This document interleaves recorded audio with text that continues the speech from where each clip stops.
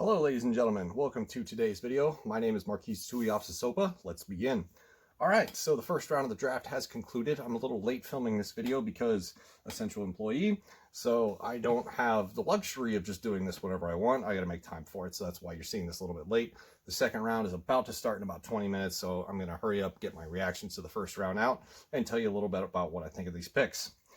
All right, so weird draft, boring draft, a lot of chalk. Enough trades to be satisfying, but not enough crazy trades to be satisfying. I was expecting something along the lines of the Saints moving up to get like a Marcus Davenport that they did that one year, something kind of weird like that. But we do have some crazy picks to talk about, which is the point. All right, so the top 10, pretty normal. Everything that happened here is about what I expected. Bengals, Burrow, Redskins went with Young at number 2 overall. Lions took Jeffrey Okudah. Giants took Andrew Thomas. That's really the first point where you were like, okay, this is where the draft gets real, because it could have been either Isaiah Simmons or it could have been any of the top 4 offensive tackles. And they decided to go with Andrew Thomas, who's probably the most well-rounded, most well-experienced tackle on the board. So Dave Gettleman actually makes a really smart pick that is not going to be a focus of the media for the next few days. So kudos to him. Next, the Dolphins, Tua Tagovailoa went off the board here. I'm very excited about this. He was a My Guy in the My Guys video, and I predicted that he would be the 5th overall pick to the Dolphins. Whether or not they had to trade up for him was to be seen. And even if they would have had to, I think they still would have taken Tua over Herbert. All of that stuff about them liking Herbert or even going up to get an offensive tackle was all smoke and mirrors. There was, by the time it gets to be 2 to 1 days before the draft, all these weird rumors start coming out, and they're just trying to drive up trade value. That's it. They knew what they wanted. So very excited to see Tagovailoa go number 5 to the Dolphins. Chargers took Herbert with the very next pick. I'm not a fan of this pick, only because I'm a little bit lower on Herbert than most other people because of his accuracy and because of the leadership thing. But I applaud the Chargers for not messing around and going and getting the guy that they want right now. Don't fiddle around. If you want somebody, take them. If they're there, don't worry about trading back. Just go ahead and take them. So I applaud them for that. The Panthers took Derek Brown at number 7. A lot of people saw that coming. I was a little bit more higher on Javon Kinlaw, so that's why I went that route. But I understand Derek Brown. He's an absolute disruptor on the interior. High athletic profile machine. I thought he was more of a Dexter Lawrence type of player. So that's why I had him ranked a little bit lower. Next, the Cardinals took Isaiah Simmons. A lot of brand new mocks at the last minute had this, so I think there was some leakage going around, if I could say that, because I thought that was kind of wild. Like the last 24 hours, 48 hours, we started seeing the Cardinals get mocked Isaiah Simmons a lot. So to me, that was a little strange, but I understand why they did it. You have a deep wide receiver class. You have a deep offensive tackle class. You could definitely get one at the beginning of day 2, which they probably will. And in the meantime, you get Isaiah Simmons, who can cover all sorts of space in the open field, and you're going to put him up against the likes of Russell Wilson and the Sean McVay offense in that division, the 49ers offense. So he's a great defensive weapon that fits what you need to defend against your divisional opponents. So I applaud that pick. That's very nice. CJ Henderson goes number 9 to the Jaguars. That was my bold prediction in my bold prediction video. I had been mocking CJ Henderson to the Jaguars for quite a bit, and it came to fruition. The Browns at number 10 overall did the smart thing, did not trade down. They took Jedrick Wills, who's probably the best rated offensive tackle in this class. You could probably interchange him or Andrew Thomas, but a lot of people will say Wills is the best, and that's fine. They finally got the left tackle that they need. Speaking of left tackles, next is the New York Jets. They got Mekhi Becton. And as you can see with these first 11 picks, pretty much just everybody just sort of sat and let the board come to them. So there was no urgency to trade up to get players that they might miss out. Like, this draft was very predictable, which is probably why it was boring. Then the Raiders took Henry Ruggs, which was a little bit of a surprise given that he was the first wide receiver to come off the board. But I think in the years to come, you're going to see this more often. We saw it last year with Marquise Brown being the first wide receiver off the board. You see it this year with Henry Ruggs to be the first wide receiver off the board. The NFL is a mimic league. Everybody's going to be trying to do what the Kansas City Chiefs are currently doing, getting those speedsters out on there. Even the Houston Texans are quietly putting together that type of a team. You look at Will Fuller, You look at Brandon Cooks. They went out and got Kenny Stills. Who was the other wide receiver that they just recently got? Name escapes me for a minute. But the point is that all the wide receivers on the Houston Texans now run a sub 4.40. So you're going to see everybody try to get fast on the perimeter, and that's what the Raiders decided to do. Of course, there's all the Al Davis memes, which Darius Hayward Bay X number of years ago, they always take the track stars. But here now, there's actually a little bit of a strategy to it. Maybe Al Davis was just ahead of his time. Who knows? Next, the Bucs traded up one spot to get Tristan Wirfs. Not an aggressive trade, but one I could understand why they made. Tristan Wirfs falling out of the top 10. That's a point where I'd be like, hey, let's go get this guy. So I applaud it. You need somebody to protect Tom Brady. The offensive line is terrible. Very good pick. 49ers get Javon Kinlaw. Rich get richer. That defensive line is going to be a nightmare this year.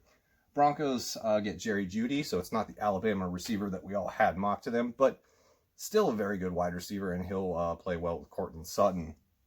Next, the Atlanta Falcons get AJ Terrell, and this is I guess it's a little bit of a reach. Some people had, other corners a little bit rated higher, like Jalen Johnson, maybe even Jeff Gladney, Christian Fulton for sure. But I kind of figured that they were going to go secondary, and if they couldn't get CJ Henderson, they would get one in the next tier. So I don't know. Is AJ Terrell a reach? Maybe. I don't know. I don't really think so. Next, the Cowboys took CeeDee Lamb. I applaud Jerry Jones for not being stupid and just taking best player available. That's a really good pick, and it keeps him out of the division rival Philadelphia's hands, so bravo there. The next pick, Miami Dolphins at 18, take Austin Jackson. This screams, hey, we really need an offensive tackle. All the best ones are gone. Let's just get one anyway. So I'm not really a fan of that pick. Probably could have traded down a little bit to get him, but is what it is. You need one. Next, the Raiders take Damon Arnette from Ohio State. He's going to be 20. He is 24 years old, so he's going to be one of the older rookies in the class. And I don't know. He's Christian Fulton still on the board. Jalen Johnson, Jeff Gladney. I don't know why you take Damon Arnette in that spot. Jaguars take Caleb Chase on a 20. This is a pretty good pick. You need defensive line help. The Eagles take Jalen Reagor at 21 overall. I'm excited about this. I think I've mocked him a couple times to this spot. I have to go through my old mocks to see what I did, but Eagles definitely need wide receiver help, so Carson Wentz should be pretty happy about that. Next, the Vikings take Justin Jefferson at 22 overall. I was very excited about this pick. Yes, he is a similar profile athlete compared to Adam Thielen, where he's going to be doing a lot of the same routes and a lot of the same stuff on the field, but that's okay to have two similar wide receivers, and I'm pretty sure that Rick Spielman isn't done. As soon as I get done making this video, day 2 will start. Maybe he takes another one. Maybe, KJ Hamler's still on the board.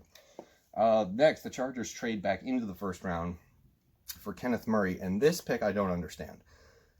You have all of these great secondary players where you're going to be running nickel and dime defense, and then you put Kenneth Murray on the field. Like, he's a first-round pick. You invested in him already. You've got to play him.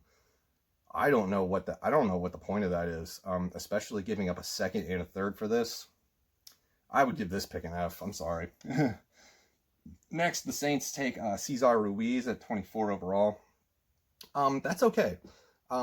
Is it the most, win now type of pick? No, the interior offensive linemen are always pretty boring picks. Unless you're a fan of that team, then maybe you understand. Like last year, Garrett Bradbury in Minnesota was a very need pick. It was a very, pick that they had to upgrade the interior offensive line, and everybody in Minnesota knew that. And, fans of other teams might see that and just be like, yawn, but, it is what it is. Next, the 49ers trade back up with the Vikings to get Brandon Ayuk from Arizona State. The rationale for this pick is that Brandon Ayuk is a huge yards after catch kind of person, so he's going to be able to be implemented in that offense similar to Deebo Samuel, where they put him in space, get him the ball, and then he does the rest, which is fine. But you had your shot at Jerry Jeudy and CeeDee Lamb down here, so I don't know. Maybe this isn't why I'm an NFL GM and I'm just some guy filming a video on a whiteboard. Who knows? All right, next, the Packers trade back up for Jordan Love, and this is the lull pick. This is the meme. This is stupid. Now, I want to preface this by saying I applaud any team that goes out and gets a player that they think that they need to be able to be successful and not mess around or fiddle around and trade around and do all these goofy things. There's no, I don't believe the sunk cost fallacy and all that stuff. Having said that, it's going to be 4 years before this kid sees the field, maybe 3. He's a project quarterback for sure. This isn't the same situation where years ago Brett Favre was on the decline. He was toying with retirement. Aaron Rodgers was just falling in the draft. He was one of the debatable number ones overall that year.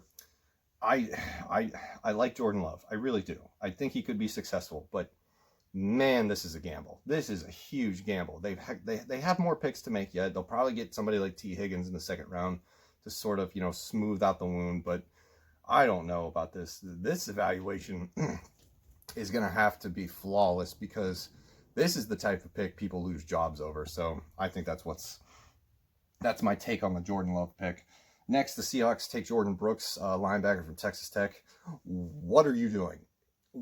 Patrick Queen went the very next pick. This team makes no freaking sense. And if you've read my mock drafts that I've posted on the facebook.com/VORSports, go read those. If you've read those, I've always said that the Seahawks are the most interesting team and the most frustrating team to try to predict what they're going to do because they make no sense.